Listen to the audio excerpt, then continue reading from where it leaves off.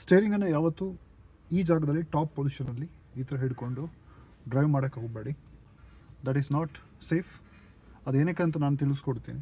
ಕರೆಕ್ಟಾಗಿ ಸ್ಟೇರಿಂಗನ್ನು ಯಾವ ಥರ ಹಿಡ್ಕೊಬೋದು ಅಂತ ಕೇಳಿದ್ರೆ, ಈ ಡಿಸೈನ್ ನೋಡ್ಬೋದು. ಇಲ್ಲಿ 9 o'clock ಪ್ಲಸ್ 3 o'clock ಪೊಸಿಷನ್, ಈ ಪೊಸಿಷನಲ್ಲಿ ಹಿಡ್ಕೊಂಡು ಡ್ರೈವ್ ಮಾಡೋದು ತುಂಬ ಸೇಫ್ ಮತ್ತು ತುಂಬ ಕನ್ವೀನಿಯೆಂಟ್ ಆಗಿರುತ್ತೆ.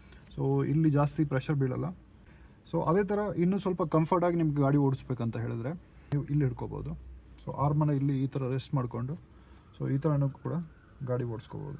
ನಾರ್ಮಲಿ ಹೈವೇ ಡ್ರೈವಿಂಗಲ್ಲಿ ಈ ಥರ ಓಡಿಸೋದ್ರಿಂದ ನಿಮಗೆ ಸ್ವಲ್ಪ ಕಂಫರ್ಟ್ ಸಿಗುತ್ತೆ.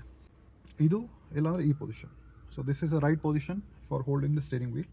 ಇನ್ case if you are driving ಒಂದೇ ಕೈಯಲ್ಲಿ ಹಿಡ್ಕೊಂಡು ಗಾಡಿ ಓಡಿಸ್ಬೇಕಂತ ಹೇಳಿದ್ರೆ ಸೊ ಈ ಥರ ಹಿಡ್ಕೊಂಡು ಓಡಿಸ್ಬೋದು ಗಾಡಿ. ಇಲ್ಲಿ ಅಂತ ಹಿಡ್ಕೊಳಕ್ಕೆ ಹೋಗಬೇಡಿ.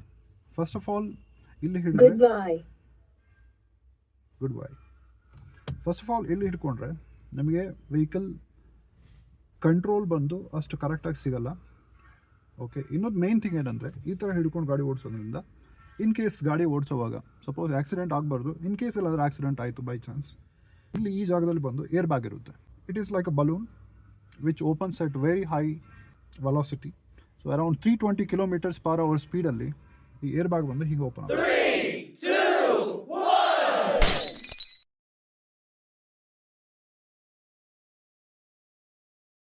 ಸೊ ಅವಾಗ ಏನಾಗುತ್ತೆ ಅಂದರೆ, so there is a high chance, so ಈ ಜಾಗದಲ್ಲಿ ನಿಮ್ಮ ಕೈ ಇಂಜುರಿ ಆಗೋ ಚಾನ್ಸಸ್ ಇರುತ್ತೆ. ಸೊ ಇದನ್ನು ಈ ಥರ ಹಿಡ್ಕೊಂಡು ಯಾವತ್ತೂ ಓಡಿಸ್ಬೇಡಿ. This is a right position. So ಈ ಥರ ಓಡಿಸೋದ್ರಿಂದ ನೀವು ತುಂಬ ಸೇಫಾಗಿ ಗಾಡಿ ಓಡಿಸ್ಬೋದು. ಕಾರಿನ ಬಗ್ಗೆ ಇನ್ನಷ್ಟು ಟಿಪ್ಸ್ಗಾಗಿ ನನ್ನ ಫಾಲೋ ಮಾಡಿ. ಈ ವಿಡಿಯೋ ಇಷ್ಟ ಆಯ್ತು ಅಂದರೆ ಲೈಕ್ ಮಾಡಿ. Thank you for watching.